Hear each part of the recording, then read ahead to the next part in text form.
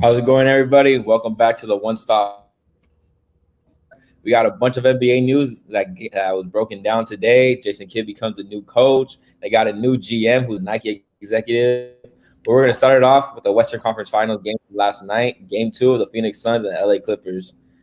Devin Booker and Chris Paul, they had a rough game. The Clippers, they showed out. They won their first game in the Western Conference Finals in team history, and that's something they got to be proud about. What are you guys' initial thoughts from that game? I think it was time for Devin Booker to struggle one game. I mean, he's been going pretty crazy, you can't really fault him for having a bad game. The Clippers play him much differently than the Nuggets did. They play him more physical. Patrick Beverley plays him really physical. But all credit to the Clippers. Paul George continues to play like regular season Paul George, I guess.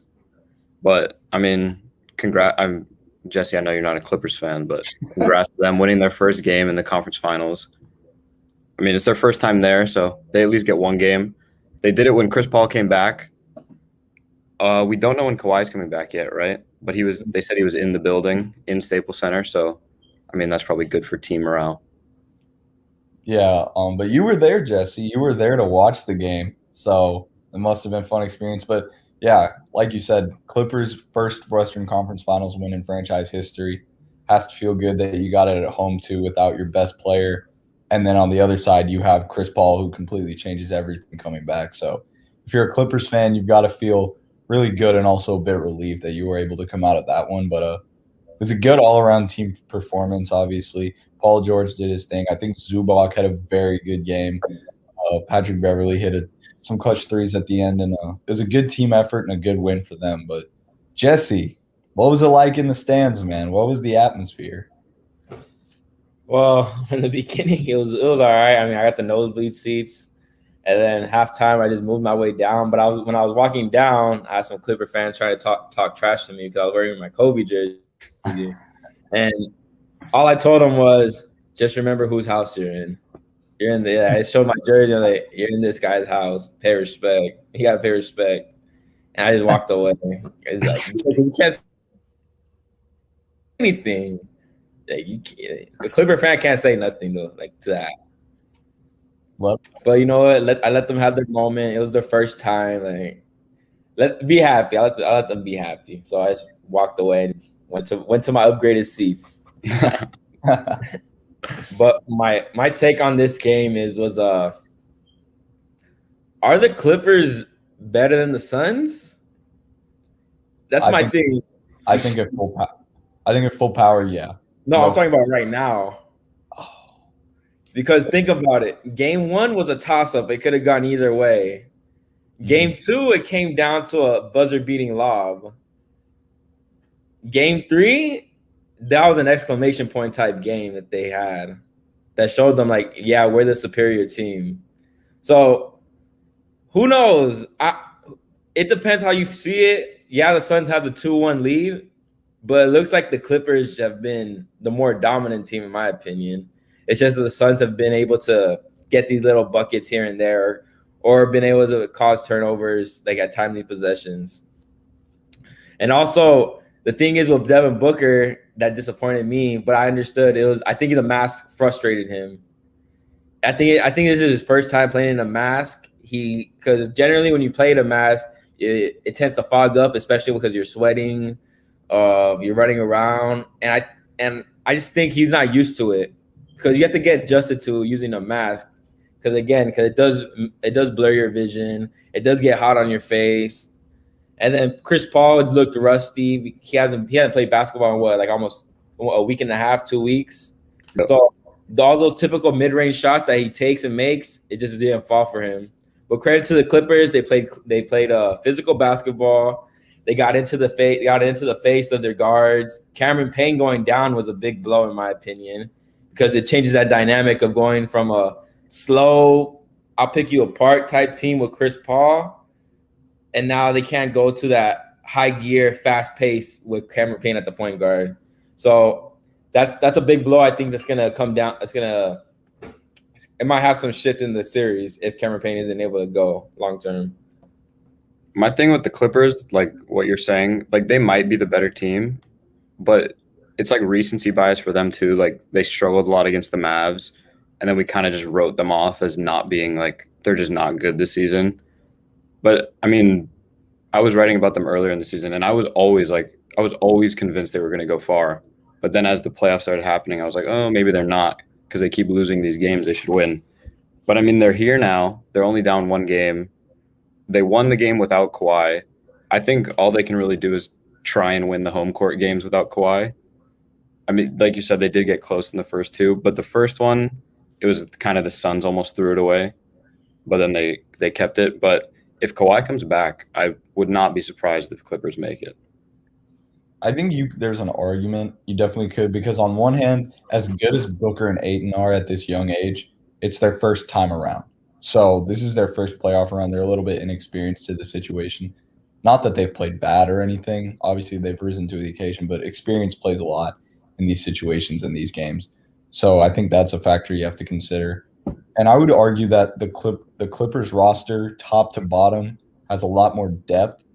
I think you could argue that without Kawhi, obviously, there's more star power on the Suns, but you have some really good playmakers off the bench and some scorers for the Clippers too. So I think you have to take that into account. And we can't forget they won 2 games against the Utah Jazz without Kawhi Leonard. That's big.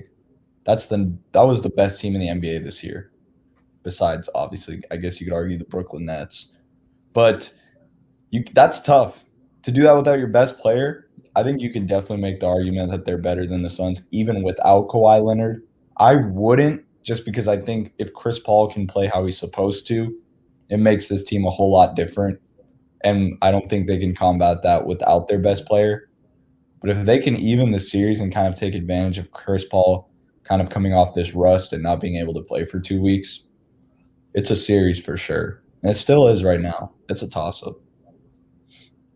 There's one thing I think that we're missing about that was very pivotal to Game 3, and it's 2 things actually.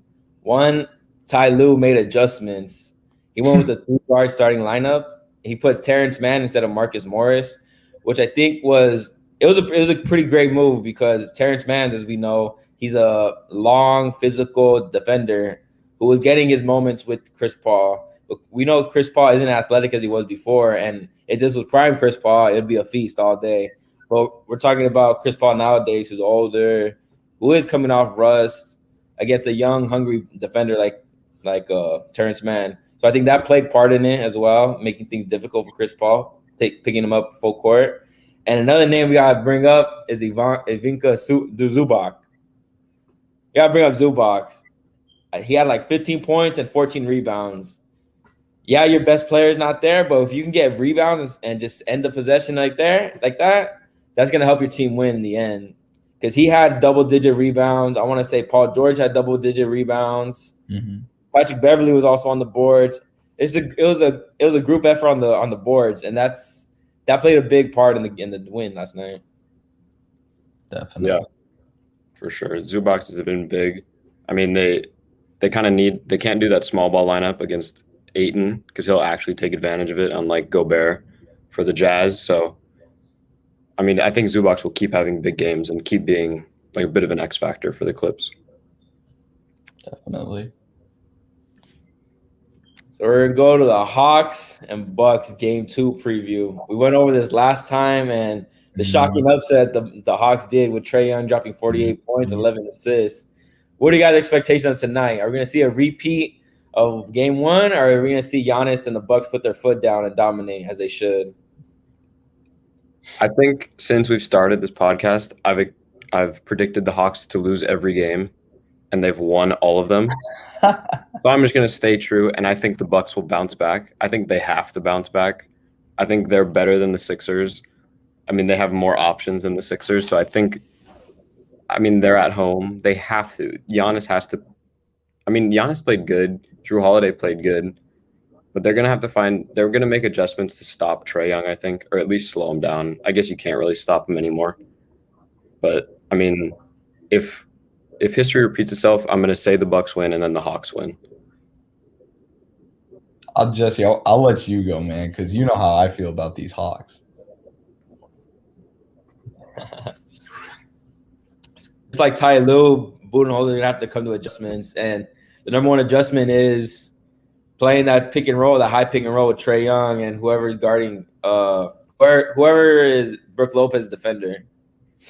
Because what I noticed, what I took away from that game was whenever they went to that high pick and roll and they attacked Brook Lopez man, or they attacked Brook Lopez, he never came up. He always stayed relaxed back and stayed back. He stayed back. So if Drew Holiday went under the screen, Trae Young was able to shoot the three. If Brook Lopez came up, Trae Young blew past him. If Lopez stayed down there and Drew Holiday came up on top of the screen, easy floater right there. So it's all going to come to that adjustment. And when is Brook Lopez going to finally get in the post? Because that's honestly what's been killing them. Think about it. You have Clint Capella, who he did a good job on Embiid, but I don't think he's gonna do as good of a I can't say it because Embiid's a way superior player than Brook Lopez. But Brook Lopez just brings a different dynamic that I think he's not going into. Ever since he left Brooklyn, he hasn't been able to go back in the post, go back to his roots, so to say. So I think if Brook Lopez can go back to his roots and get in the post and work from inside out instead of outside in, then that would help the Bucks a lot. But you could also see Bryn Forbes going to the starting lineup. Maybe they go to a 3-guard lineup just like the Clippers did, where you have Middleton at the 3, Drew Holiday at the 1, Bryn Forbes at the 2, and then PJ Tucker at the 4 and Giannis at the 5.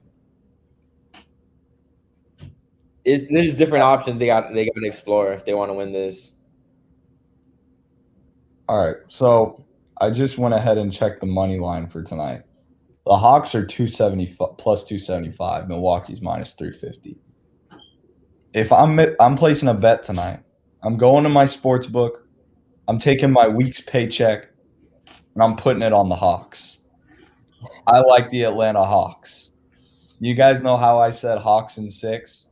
I'm sticking with it, and I don't think it's because Milwaukee can't stop them. It's more so a fact that the Hawks are just shooting out of their minds. Like from 3 from the field everywhere, they just are getting buckets. They're the hottest team in the NBA right now, I would argue. I don't think anybody is as hot as they are right now. Trae Young, when he's putting up 48 points on his own and then dishing out 11 assists, you can't beat that. There's just no way you can beat that when he's producing that much offense from one player. It's not going to happen. And then you're going to have other guys contribute on their own. It's not a winning formula. So if the Bucks want to win tonight, the bottom line is Trae Young has got to be slowed down. And honestly, I don't think they can do it. I don't know who's going to do that. Drew Holiday, PJ Tucker, one of them, maybe they can take turns on him guarding him, but they've got to figure something out. Because like you said, that pick and roll with him and Collins, Capella, it's deadly. It's hard to stop. And Trae Young is just so smart with his decisions when he picks up the mismatch, when he gets someone up on top of him, his ability to shoot. Bottom line is if they can't stop Trae Young, they're not winning tonight. And I just can't see that happening. So I'm going to go Hawks tonight. Fair enough. I mean, I think I got to stick to just going against the Hawks, see if they can keep surprising me. I just think the Bucks have to figure out something. There's too much pressure on them. But Trae Young continues to surprise me. I think, can you call him a superstar now? Hell yeah. Yeah, not true. Yes, no question. Those if are we super call Luka Doncic a superstar, we got to call this guy a superstar. Yeah, it's about that time. These two are, I think, I'm not sure if we said it last podcast or if it was someone else, but might have been in the group chat. Someone said this could be like the next Magic and Bird rivalry. You know, 2 guys coming into the draft highly touted and just going at it in different conferences. They look like they're showing up for the occasion. And you know what? I wouldn't be surprised if either of these guys won MVPs and championships in the following years. Yeah. I'm just waiting for the Mavs Hawks finals. So we're all going fun one. So Mike, you're going with the Bucks? Yeah. Fravar, you going with the Hawks? Got to. I'm going with the Bucks. All right. I think Milton is gonna have a better game because he was flat out terrible. He had another bad game in these playoffs, and that's the guy who's gonna be representing the U.S. in the Olympics. So hopefully he steps it up. I mean, he has to step it up because he's their number 2. So yeah, I think Milton's gonna have a bounce back game. I hope Budenholzer makes those adjustments of attacking the pick and roll with just crowding them, double teaming the pick and roll. As soon as the pick comes, trap them. Trap them high. Just like how kind of like what the Lakers did last playoffs with James Harden or Damian Lillard. As soon as the pick came, because a lot of players like of Trae Young caliber, they love operating that pick and roll. So if you could trap that, especially for a small guard like him, it should be able to work, especially because he's not like as strong or tall. So if Budenholzer can make those adjustments, then yeah, Bucks are gonna win. So we got 2-1 Bucks. We'll be back on Monday to see how this goes. And other NBA news, the Dallas Mavericks have finally hired their head coach, Jason Kidd, former point guard of the Dallas Mavericks and 2011 NBA Finals champion with the team.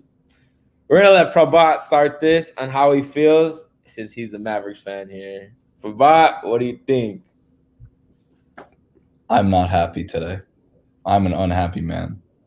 I'm not a fan of Jason Kidd. Honestly, after his stint in Milwaukee, however that went, I don't like it. I think the only positive right here is that he seems to be a point guard, I don't know how to say it. He has like a point guard mindset, obviously one of the greats. So I think someone with that kind of mindset will play into Luka's play style because ultimately you want to build the team around that guy.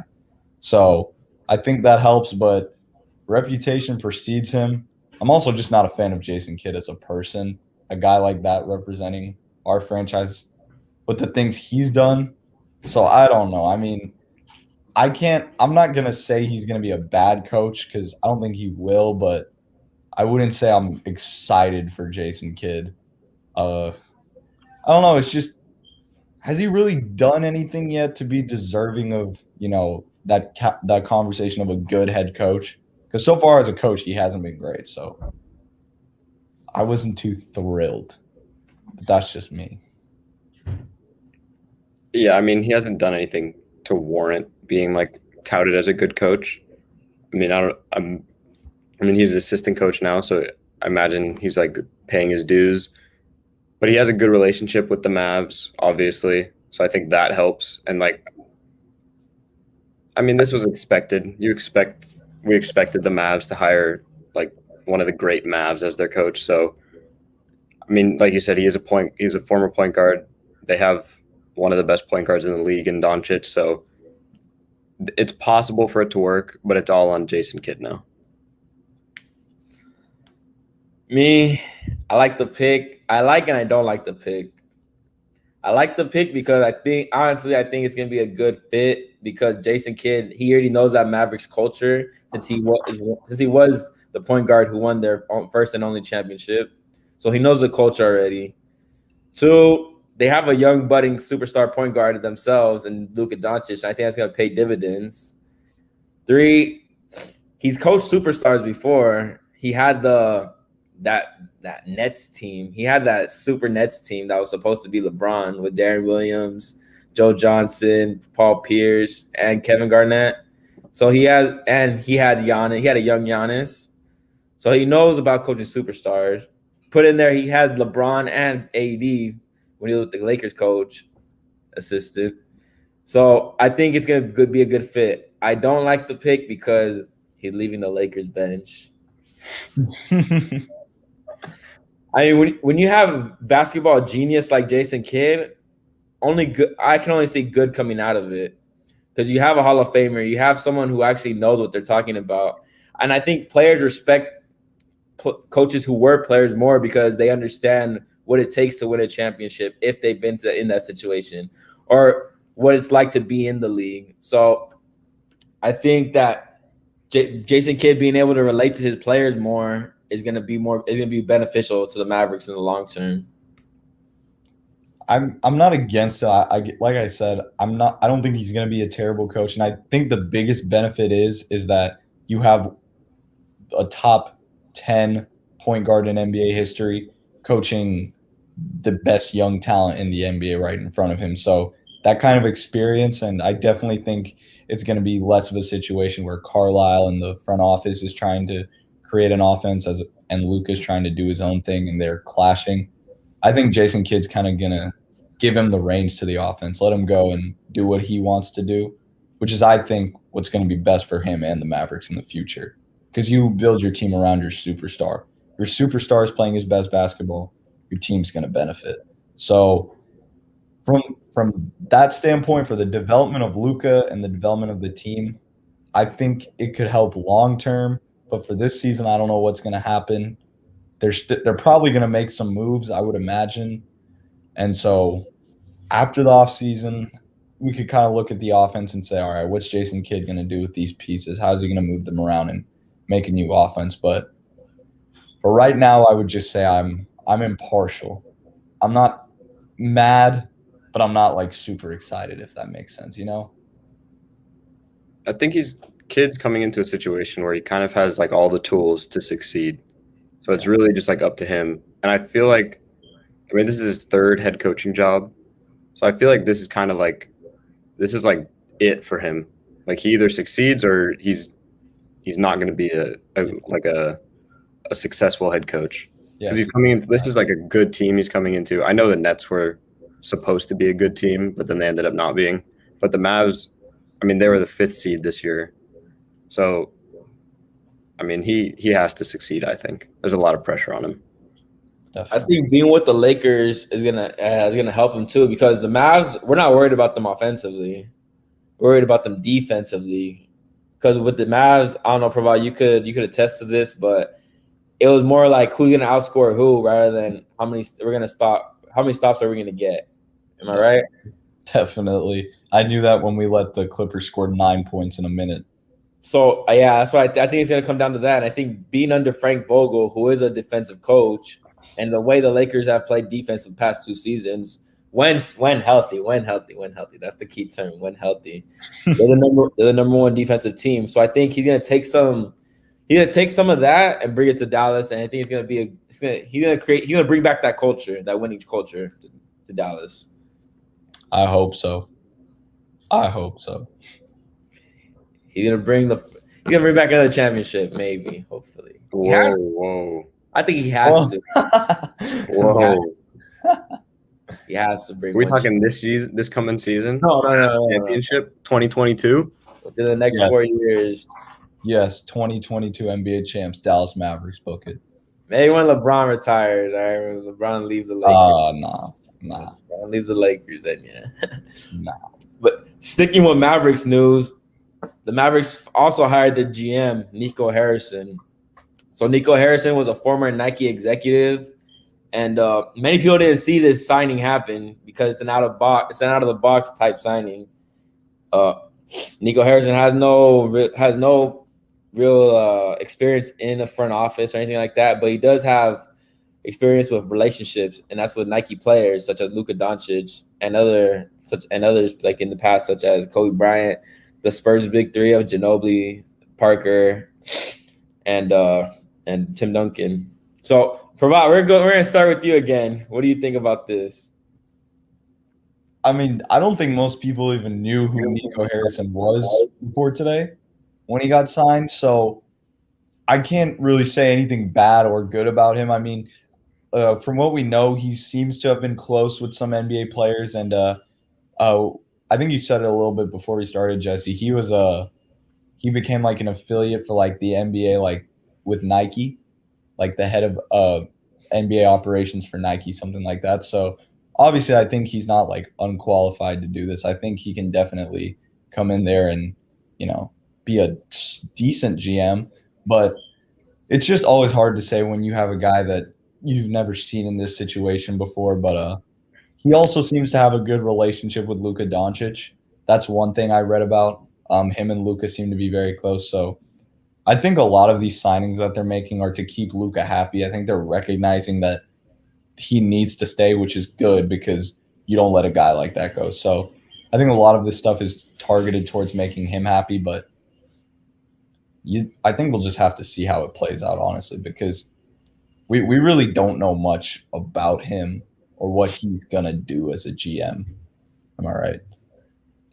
Yeah, this seems like a Mark Cuban move. Something he would like. It's not surprising that he would do it. I mean, I know like nothing about him, but if he has relationships with like other superstars, other players, like Dallas could become a free agency destination. So that's a benefit. You always want to be an attractive city to come to, so that can help. But I mean, other than that, I mean, he has no experience, so it kind of just comes down to the relationships. We'll see. Because we'll see how this goes. Because in the league, it's honestly about relationships. That's honestly what the league is based upon now. It's who you know, how well do you know them? Because if you know them well enough and you have a great relationship with them, then there's a potential that they might want to join your team, especially if they get along with other players. So I like the pick because they said he does have relationships with Nike players. So you got to think about who else is at Nike, like top premier players. So, and with free agency, that's where the big bucks are. And I want to say the Mavs they're primed for a big free agency coming up soon, whether it be this season or next off season. But once Porzingis is off their books, I think Tim Hardaway's off their books this off season. Wait, you don't think the Mavericks are gonna pick Porzingis up again? You think he's gone? He's done. He's done. I think Porzingis is done with the Mavericks. I could see it definitely. 100%. The only way they bring him back is if it's for a team friendly deal, but they're not giving him max money. I think he'll go to a rebuilding team where he has to assert himself and to prove that he's a man again. He's gonna go to Charlotte, I think. Well, I don't know. That'd be wild. Him and Melo Ball, that'd be weird. And Gordon Hayward. Come on. Can't forget about Big G. That'd be weird. That'd be wild. But there are reports saying that many NBA teams like look to him to hire him as a front office executive, but he declined all of them. And Jared Dudley even made a tweet saying many teams have tried to get Nico. If Dallas could land him, that's a big play. So maybe there's something that they know that we don't know, and it's just it's possibly a great fit, but only time will tell how this is gonna go. And I like how you brought that up, Pravat. It looks like they're doing this to make Luka happy, and I think Luka does have some insight on this, where they are asking him like, "What do you think about this? Do you like this hiring?" So, because as we all know, once that contract ends, it's all free game. So make your superstar as happy as you can to make them stay. Mm-hmm. All the Nike athletes are going to Dallas. LeBron, Paul George, Kyrie, they're all coming. Come on down. Kyrie and Luka. Come on down, man. Let's Dallas, the superstar team, the superstar destination again. Let's make it happen, man. Dallas Mavericks 2022 champions. We're sticking with the Mavericks. Well, a former Maverick, Rick Carlisle, is excited to coach the young Indiana Pacers team. Pravat, we're gonna go back. We're gonna start with you again because this was your coach. How are you feeling about this? Obviously, I think I touched on it last time. I'm sad he's gone, but I'm happy for him because this was earlier in the year. I think before they had injuries and trouble with that kind of stuff, they were a playoff team. I think they were the 4 seed or 5 seed at one point in the East. So this is definitely a good team. Obviously, the play-in game didn't serve them well, but this is a team that's capable of winning. I just think they need a coach that can kind of use that talent properly. And we know that Rick Carlisle has had a great history of coaching great European players, Dirk and Luka, obviously. And now he's going to get another one in Sabonis. And then you can't just talk about him. Karis LeVert should be back to full health next year. You've got a bunch of other young guys. Brogdon is there. You still have Miles Turner, and he was dealing with a lot of injuries. Like, that's a good team right there. I think it's a very good team. And I think Rick Carlisle, with his experience, maybe not this year, but in the long term, they could become very good. Easily one of the best teams in the East, I think so. They've just got to – I think this is a year they've just got to produce before they decide to blow it up. So Rick Carlisle, I think that's going to be the expectation for him. Come in and harbor this young talent, make it look good. But I'm excited for him. I'm happy for him. I think it'll be a great fit, honestly. And, it hurts. It hurts to see my man Ricky C in a different city. But if he's happy, I'm happy. It's a pretty great situation to go into, I think. Yeah. Like they're not they weren't uber successful, but they're not a rebuilding team. They have a lot of pieces like Sabonis, like we said. I think they're missing like one piece to really take that big step. I don't know what that piece is, but I think Carlisle's the coach to like get them to the next level. So it seems like a perfect situation for him to go into. Yeah, I don't think we ever touched on it when he initially went to Indiana, but I like the pick. Just like for all the points you guys said, pieces are there. They're not a rebuilding team. They have an all-star. They have a potential all-star in Karis LeVert. I think he could be an all-star. He's an all-star caliber player. I think it's gonna work out great. Miles Turner, I don't think he could ever get him. He never could assert himself because he had injuries, correct? Yep. Yeah. Well, the injury derailed him. You got TJ Warren, who did prove to be a bubble hype. Something else. He proved to be something else in the bubble. But like bubble hype. Like Jimmy Butler said, he lied to us. He lied. If he could bring the best out of, because he has a great starting five. I mean, that's a terrific starting five. Oh yeah. Brogdon, Karis LeVert, TJ Warren, Miles Turner, and Sabonis. Like, that's a starting five that should be able to go to the playoffs just by alone. I think now just finding the surrounding pieces is going to be the key, and that's gonna dictate how far they go. So I like the pick. Great fresh start for Rick Carlisle. Hope maybe he can bring a championship there. Who knows? More than likely, he won't be able to as of right now, though, as the team is constructed. But maybe if they're able to pull off a trade and get a big name, who knows? So I like the pick. Great pick. I do too. It's a good pick. So we're gonna end our pick. We're gonna end our show with another draft, but this time we're doing it special. We're doing the best number one overall draft picks. So let me share my screen real quick. Whew, this is tough. Yeah. And we're doing the rules a little differently today, right? Once someone's off the board, you can't take them again. Yeah. Yep. So we got all the way. Yeah. What decade you guys want to start from? It doesn't matter. You guys want to do? We'll do 60s. We'll do 60s because you got Oscar Robertson, you have Kareem in the 60s, and Elvin Hayes. You know what I realized? There's not that many shooting guards that got drafted number one.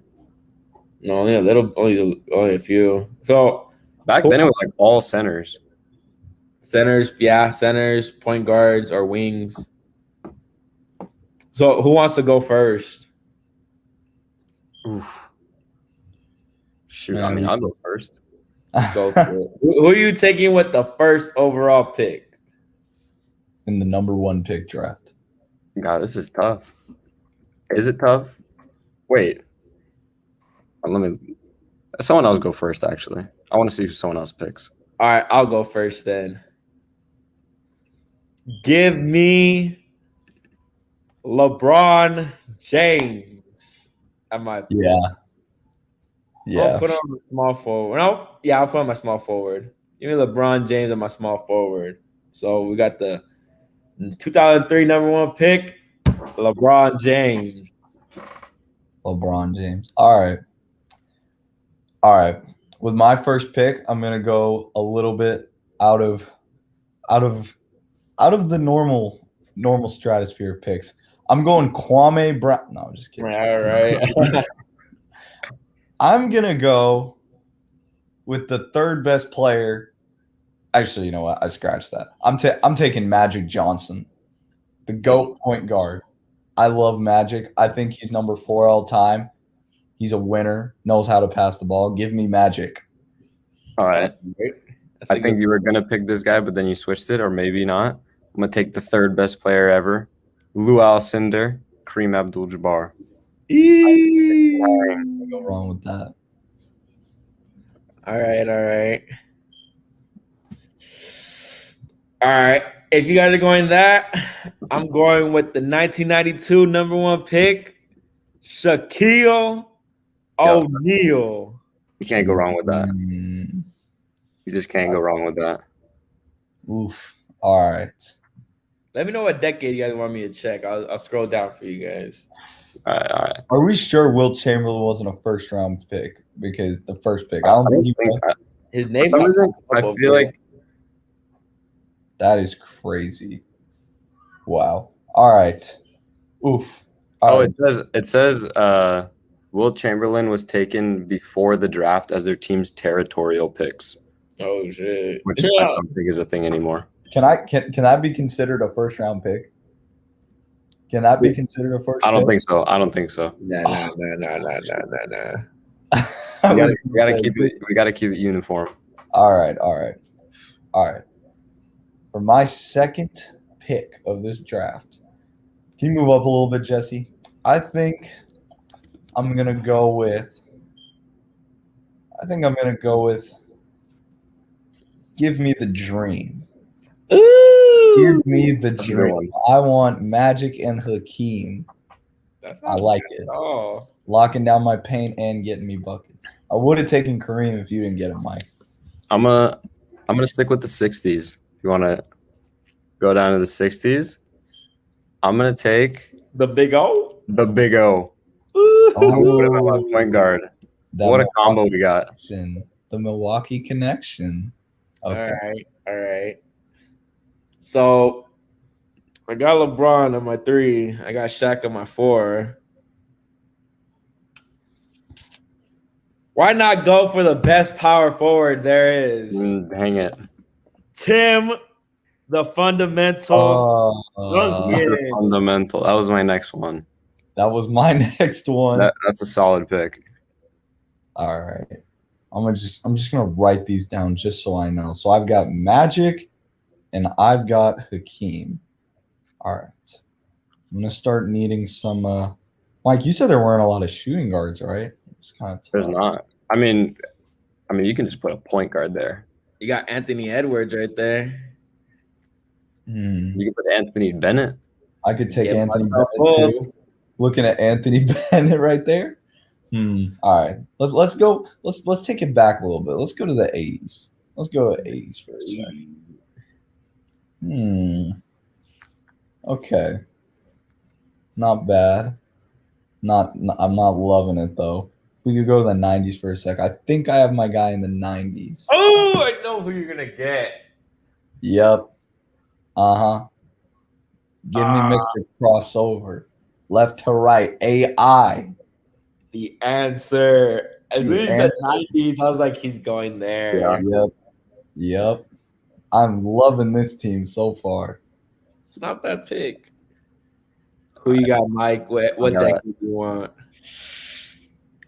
Ooh. I feel like I know where you're going with this one.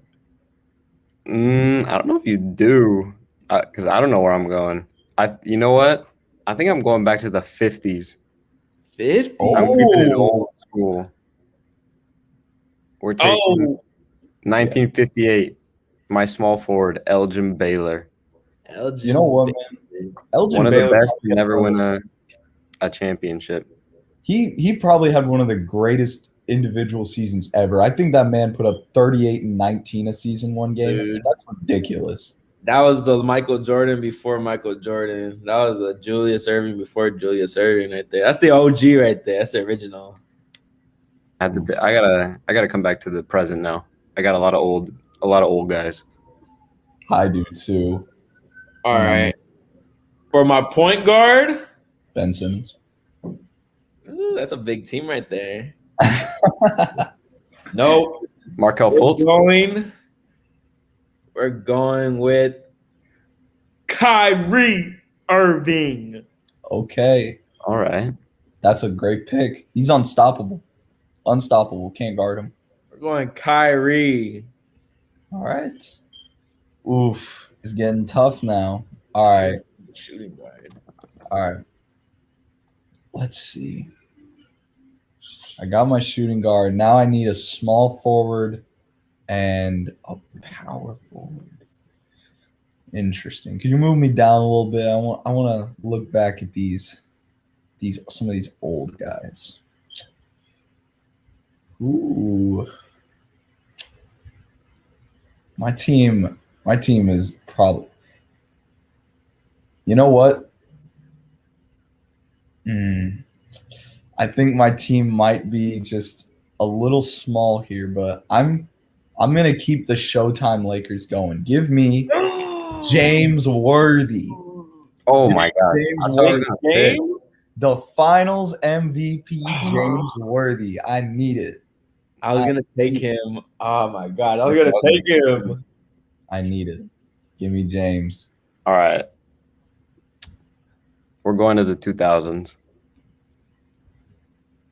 I'm taking a point guard for my shooting guard. Gotta represent the Bulls.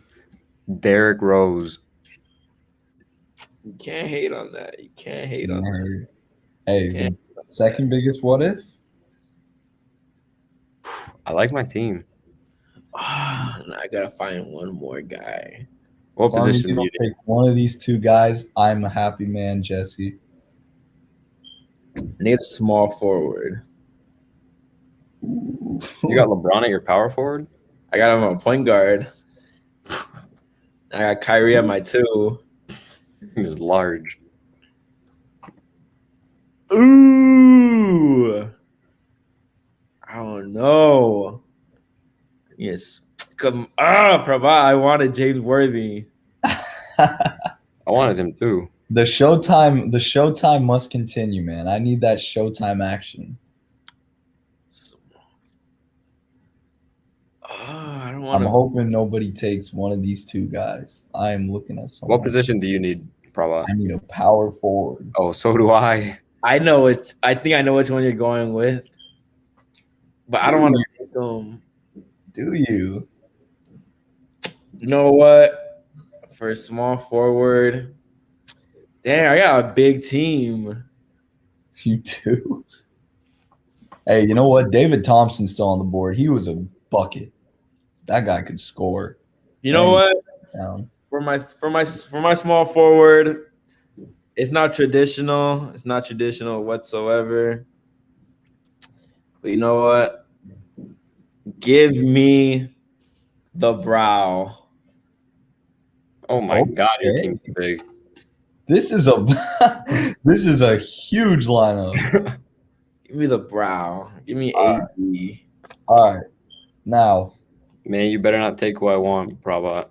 I am picking between two guys. Who are you picking between? Because The, it's just me and you left.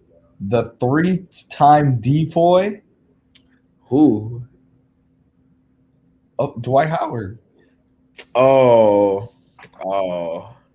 And who's the Or- second one? That's all right. That's a good pick. That's a good Or I'm thinking about Nah, you gotta pick one, Prabha. You gotta pick one. or I'm thinking about Zion, maybe. Oh, that's bold. I like Zion, man. All right, we're safe. Those are not my guys that I wanted. Ooh, I feel like I'm forgetting somebody really good now. Oh man. You know what? Might be. You know what? I've already got Magic. I've got AI, James Worthy. I want my paint to be locked down. It's a little big, but Dwight's mobile. He can move around and he can go. And when he was in Orlando, he could definitely guard the perimeter. He could do it. So you know what? Give me Dwight. Orlando You sure you don't Dwight. want Greg Oden? You sure you don't want Greg Oden? Or Kwame Brown. Come on. Hey, Kwame was almost my first pick. Although I Candy.